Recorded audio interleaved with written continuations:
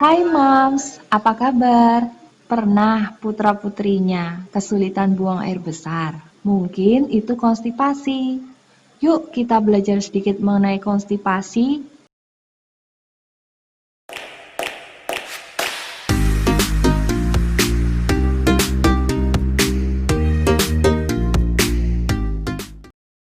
Ketemu lagi di channel kami Investasi Kesehatan.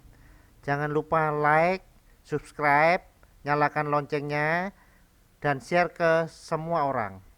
Konstipasi sering disebut sebagai sembelit MAM, yaitu ketidaklancaran proses pembuangan tinja. Pada anak, buang air besar 2-3 hari sekali tanpa ada kesulitan itu normal. Tapi bila buang air besar tiap 3 hari sekali dengan kesulitan, nah itu sudah disebut sebagai konstipasi. Yang dimaksud dengan kesulitan di sini, Mams, anak harus mengejan dengan kuat, kemudian anak merasakan rasa nyeri, bahkan sampai menangis, juga disertai adanya luka di anus. Angka kejadian konstipasi sendiri, Mams, untuk usia 1 tahun pertama kehidupan itu bisa mencapai 3%. Sedangkan saat usia 2 tahun kehidupan mencapai 10%. Nah Mams, untuk mengetahui penyebab konstipasi, kita harus mengetahui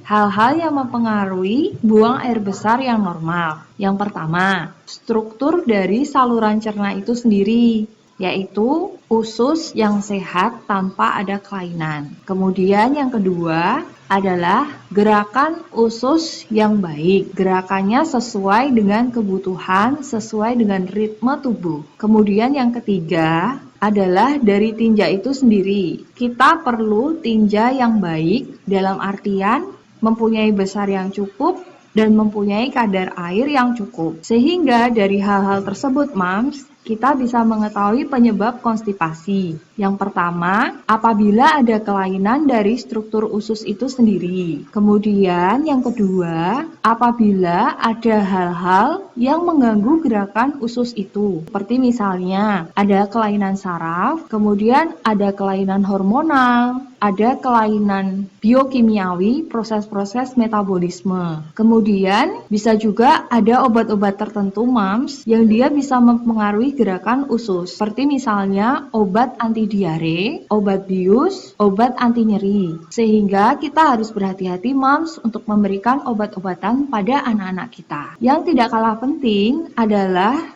dari tinja itu sendiri, Mams. Asupan makanan itu sangat berperan penting untuk proses pembuatan tinja yang baik. Kita perlu untuk membuat besar tinja itu cukup, sehingga serat itu sangat diperlukan. Kemudian dari kandungan air itu sendiri, sehingga kalau kita minum kurang, ya bisa dipastikan tentu kandungan air dalam tinja juga akan berkurang. Nah, apa sih bahayanya konstipasi itu, Mams? Yang pertama, bisa menyebabkan hemoroid atau wasir. Hemoroid ini adalah pelebaran vena di saluran cerna kita, Mams. Ya karena kondisi konstipasi itu menyebabkan adanya bendungan pada vena tersebut, sehingga venanya membesar dan ini kalau tergores oleh tinja yang keras akan menyebabkan perdarahan. Khasnya pada hemoroid ini, ketika selesai buang air besar, maka akan mengucur darah segar sehingga di air kloset akan berwarna merah darah. Kemudian bisa juga hemoroid ini timbul keluar yang menyebabkan nyeri yang sangat sakit. Kemudian untuk akibat yang kedua, Mams, itu bisa menyebabkan fisura anus. Anusnya menjadi robek sehingga akan menimbulkan rasa yang sangat nyeri. Yang ketiga, ini akan menyebabkan proses enkopresis atau awam dikenal sebagai kecirit, yaitu cairan tinja yang keluar di sela-sela dinding usus yang sehingga bisa menyerupai diare. Nah, enkopresis sendiri ini, Mams, dia akan menyebabkan masalah psikologis khususnya pada anak-anak usia sekolah karena akan menimbulkan bau yang tidak enak, kemudian juga akan menyebabkan anak menjadi tidak percaya diri. Tapi yang paling penting dari proses belajar kita ini adalah bahwa konstipasi ini dapat diatasi, Moms. Namun memang tidak instan selesai karena butuh waktu yang bervariasi antara beberapa minggu hingga beberapa bulan untuk memulihkan fungsi usus besar setelah proses teregang dalam waktu yang lama. Secara umum, Moms, untuk tata laksana konstipasi itu ada beberapa hal. Yang pertama, obat. Dokter akan memberikan obat untuk mengeluarkan tinja yang keras, lalu dokter akan memberikan obat pemeliharaan. Fungsinya untuk memelihara usus supaya mengeluarkan tinja setiap hari. Kemudian yang kedua adalah perubahan pola makan. Untuk perubahan pola makan nanti akan dijelaskan lebih lanjut di belakang ya, Moms. Kemudian toilet training. Kemudian meningkatkan aktivitas fisik. Peningkatan aktivitas fisik ini akan merangsang usus untuk bergerak dan juga untuk menguatkan otot-otot usus. Kemudian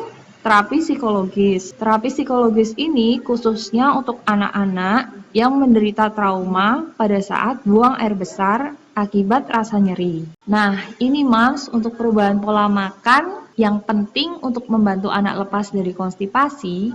Yang pertama adalah kecukupan cairan. Cairan yang dimaksud di sini, Moms, adalah cairan rumah tangga meliputi air putih, air jus buah, air susu, kemudian air atau kuah sop-sopan ya. Nah, berapa sih jumlah yang diperlukan? Begini, Moms, untuk rumus singkatnya, untuk berat badan 10 kilo itu kurang lebih membutuhkan 1 liter air sehari. Kemudian untuk berat badan 15 kilo 1250 ml per hari. Berat badan 20 kilo itu sekitar 1500 ml per hari. Nah, Moms, coba dihitung untuk kecukupan cairan anakmu. Yang kedua, untuk fiber atau serat. Fungsinya fiber atau serat ini, Moms, untuk membentuk besarnya tinja yang pas sehingga bisa menimbulkan stimulasi dinding usus untuk bergerak. Untuk serat itu sendiri,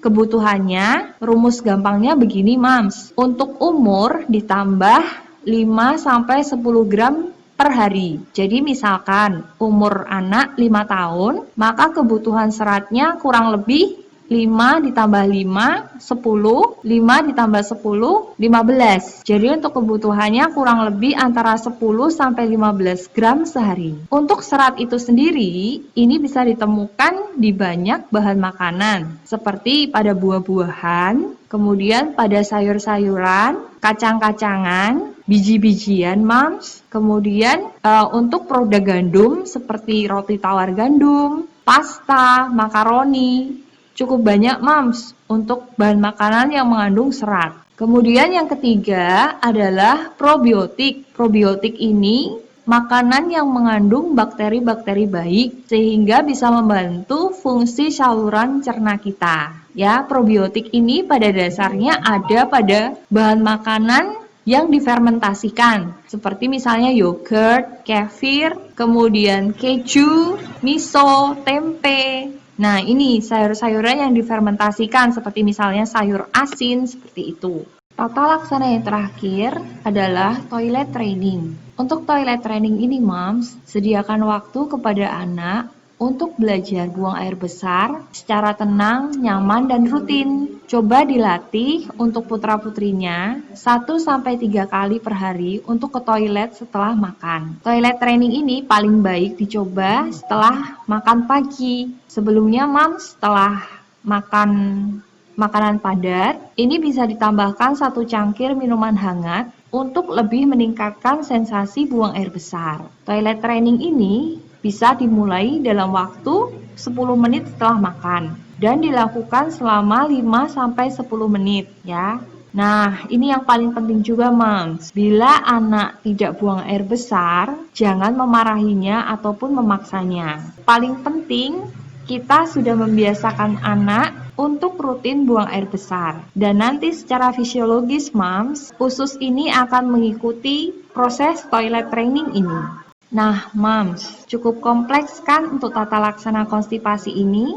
Nah, di sini memang membutuhkan banyak pihak moms untuk berperan, ya, dari dokter anak, kemudian dari ahli gizi, bahkan sampai ke psikologis. Tapi yang terutama adalah dari orang tua itu sendiri. Oke, moms, semoga putra-putri kita selalu sehat dan bebas dari konstipasi. Sampai jumpa.